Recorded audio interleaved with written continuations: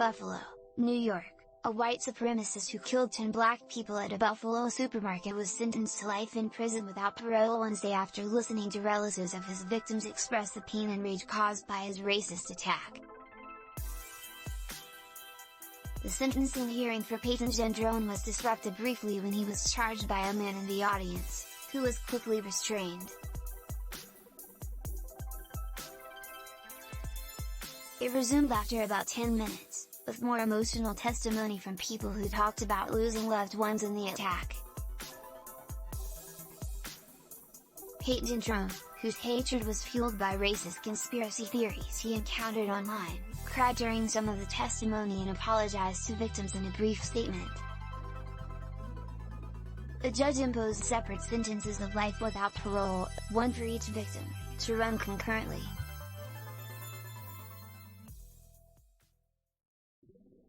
She also denied giving Gendron youthful offender status, which might have given him a chance to re-enter society. "There is nothing hasty or thoughtless about your conduct.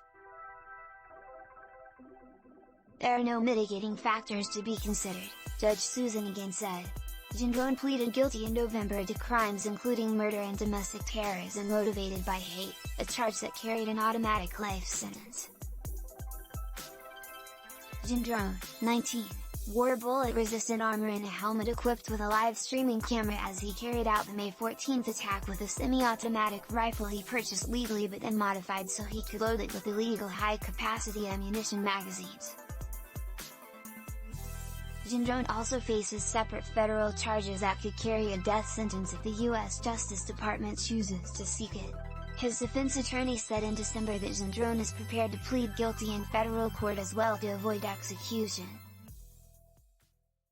The sentencing in the attack, which was fueled by racist conspiracy theories he encountered online, resumed shortly after the disruption, which happened as Barbara Massey Mapps excoriated him for killing her 72-year-old sister, Katherine Massey. As Mapps shouted and pointed at Gendron, a person in the audience took a few steps toward him before getting held back. "You don't know what we're going through," a man shouted as he was led away by court officers. For several minutes thereafter, family members hugged and calmed each other.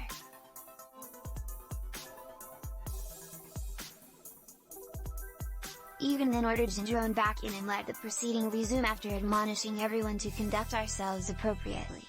"I understand that emotion, and I understand the anger, but we cannot have that in the courtroom," she said. The sentencing was a chance for loved ones of the dead, as well as people wounded in the attack last spring, to pour out their loss, anguish and ire. Some, like Massey Mapps, angrily condemned him, others quoted from the Bible or said they were praying for him.